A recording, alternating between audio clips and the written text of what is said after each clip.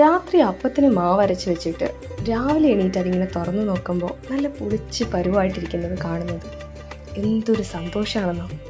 എത്ര ആനന്ദകരമായ കാഴ്ച. ഞാൻ എന്ത് വട്ടായി പറഞ്ഞെന്ന് വിചാരിക്കുന്നുണ്ടോ? കഴിഞ്ഞ ദിവസം ഞാൻ മാവ് അരച്ചപ്പോഴത്തേക്കും എനിക്ക് അങ്ങോട്ട് ശരിയായില്ലെന്നേ, ഒത്തില്ല. അങ്ങനെ ഇന്നലെ കുറച്ചധികം നമ്മുടെ ചോറ് ബാക്കിയുണ്ടായിരുന്നു. അപ്പോൾ അതും കൂടെ ചേർത്ത് അരച്ചപ്പോൾ നല്ല പഞ്ഞി പോലത്തെ അപ്പം കിട്ടി കേട്ടോ.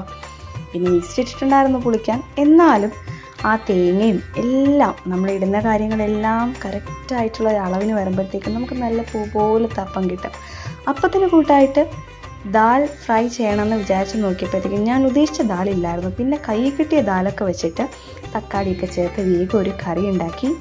അങ്ങനെ രാവിലെ ബ്രേക്ക്ഫാസ്റ്റിന് നല്ല പൂ പോലത്തെ അപ്പവും ദാൽ ഫ്രൈയും ആയിരുന്നു കേട്ടോ. നല്ലൊരു കോമ്പിനേഷനാണ്. നിങ്ങളിത് ട്രൈ ചെയ്ത് നോക്കിയിട്ടില്ലെങ്കിൽ ഡു ഇറ്റ്. നല്ലൊരു കോമ്പിനേഷനാണ്.